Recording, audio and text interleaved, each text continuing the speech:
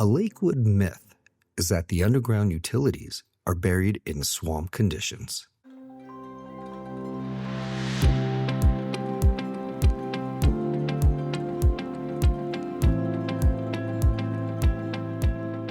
Matt Haasen, president of BlueCon Excavating, a deep utility contractor here in Calgary. His son, Ryan Haasen, estimator, project manager here at BlueCon. Been here for a good 10 years and learned a great deal along the way. I'll start since I'm the old guy there that's been around for a while there, but we have been working in Strathmore probably for the better part of 30 years or more. We have done subdivisions of Strathaven, Cambridge Glen, Aspen Creek, Hillview, and Lakewood. I started, over 10 years ago, maybe 11 or 12 by this point, in the field.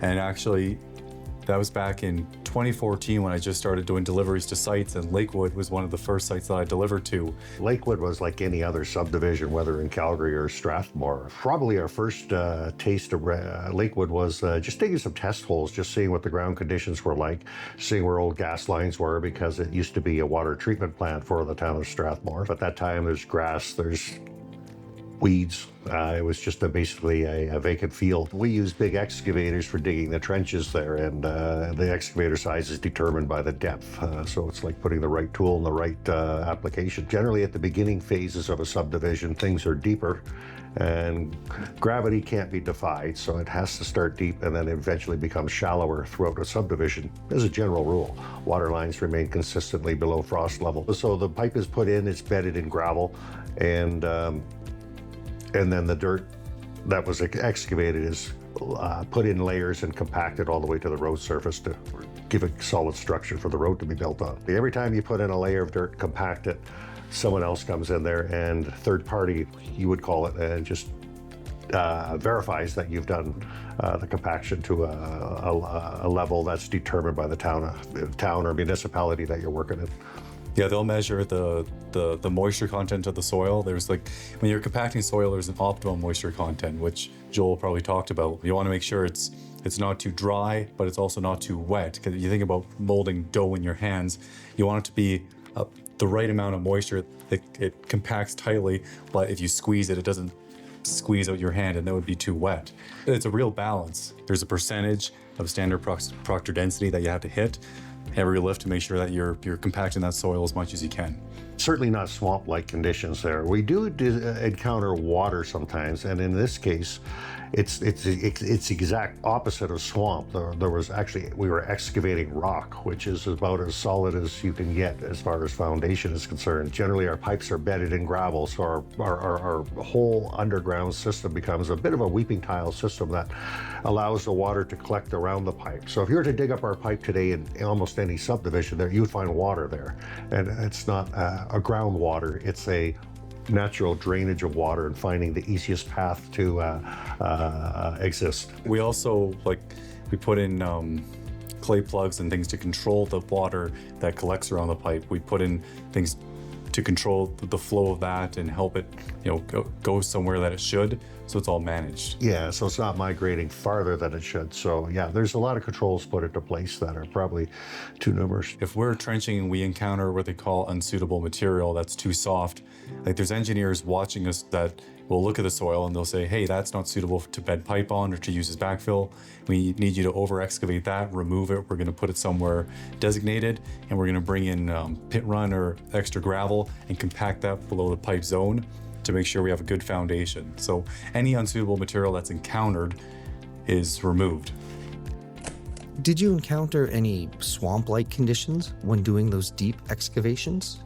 There's honestly really great soil for the most part. Yeah, the subdivision is one of the best to work in there. With their, I call them monsoons that we get in June or July.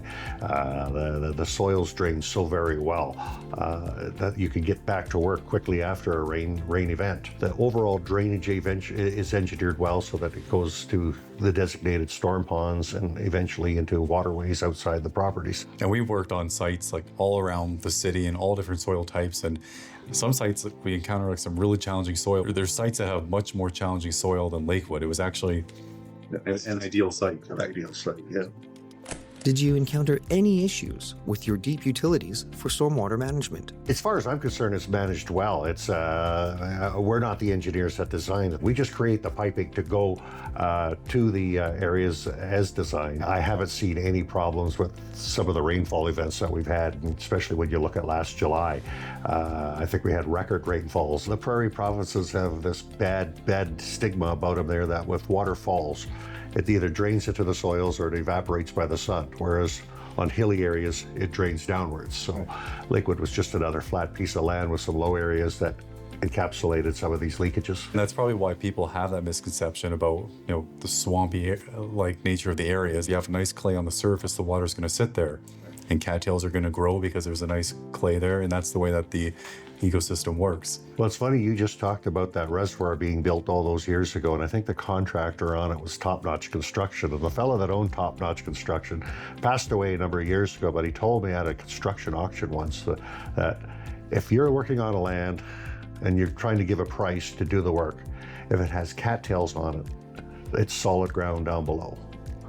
And I have not ever seen a site that defied what he said yet. Any final thoughts?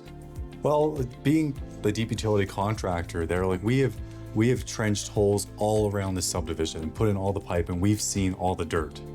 And we've been able to assess the quality of the dirt and make sure that it's all compacted as it's backfilled.